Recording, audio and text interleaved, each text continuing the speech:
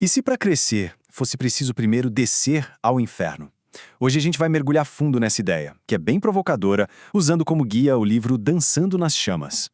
É uma análise de como a nossa consciência pode se transformar de um jeito radical, sabe? Mas só quando a gente finalmente encara aquilo que passamos a vida toda tentando esconder de nós mesmos. Olha, e essa frase do Nietzsche resume tudo, né? É a tese central aqui. A ideia de que o verdadeiro crescimento, a transcendência de verdade, não vem de ignorar o lado sombrio. Pelo contrário, vem de olhar para ele, de frente.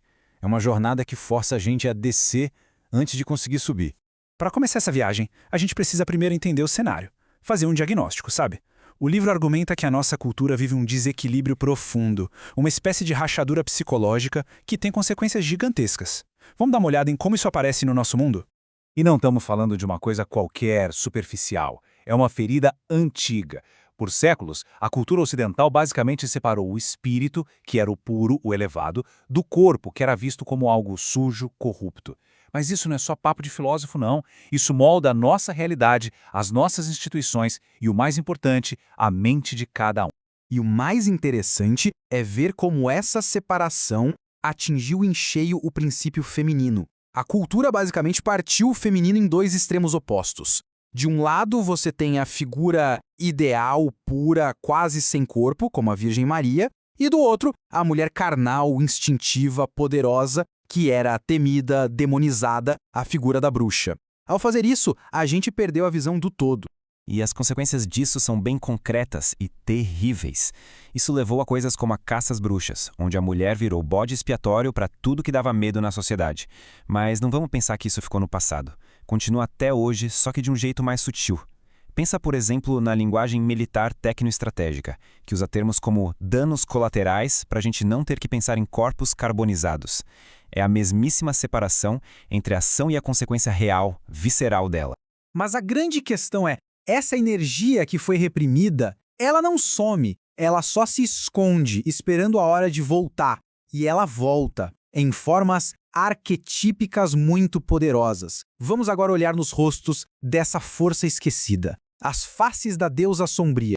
A primeira face que nos encara é a de Kali. E sim, à primeira vista, ela é aterrorizante. Uma deusa da destruição, com uma espada na mão, um colar de crânios, mas o papel dela não é a aniquilação pela aniquilação. Kali é a força da transformação radical. Ela corta as ilusões, ela destrói o ego para que algo novo possa nascer. Ela é a energia implacável da verdade.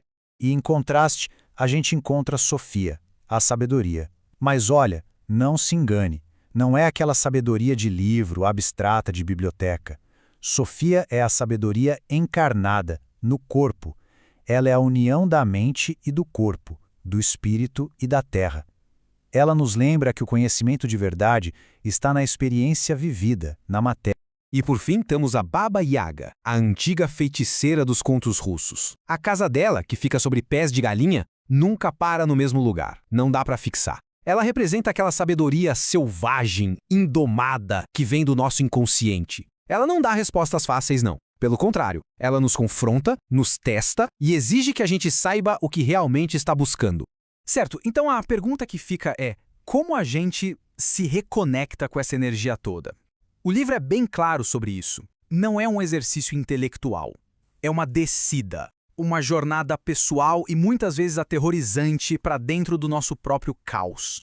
Essa é a pergunta crucial que a Baba Yaga faz. É o grande teste do inconsciente. E a resposta honesta, segundo o livro, é que é sempre uma mistura dos dois. A gente chega nesse ponto da vida um pouco porque quer, mas também um pouco porque as circunstâncias nos empurraram até ali. Reconhecer essa dualidade já é o primeiro passo.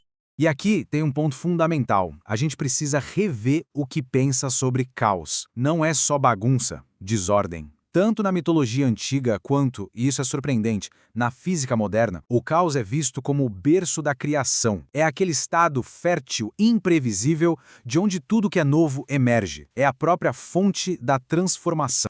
E essa jornada para o caos segue um mapa bem antigo, um padrão que aparece em várias tradições, como a jornada xamânica. Geralmente começa com uma descida ao submundo, que pode ser uma crise pessoal, uma doença, uma depressão, Lá o nosso ego é desmembrado, nossas certezas são feitas em pedaços. É uma morte simbólica. Mas é a partir dessa morte que vem a ressurreição, o renascimento para uma nova consciência. E agora a gente chega na parte final, onde tudo se amarra. Afinal, o que surge desse confronto com o caos? O que significa de verdade dançar nas chamas? Significa o nascimento de um novo estado de ser. Um estado integrado, completo. O objetivo final dessa jornada não é fazer o espírito vencer o corpo ou a ordem dominar o caos. Nada disso. A meta é a integração, é encontrar um novo tipo de equilíbrio onde os opostos conseguem coexistir, dançar juntos, criando uma totalidade que antes não era possível. E essa citação do T.S. Eliot, nossa, ela ilustra esse momento de união de um jeito brilhante. O fogo, que representa a paixão, a destruição, a transformação, e a rosa, que é o símbolo da beleza, do amor, da alma, eles se tornam uma coisa só. A destruição e a criação se fundem. É o ápice da jornada.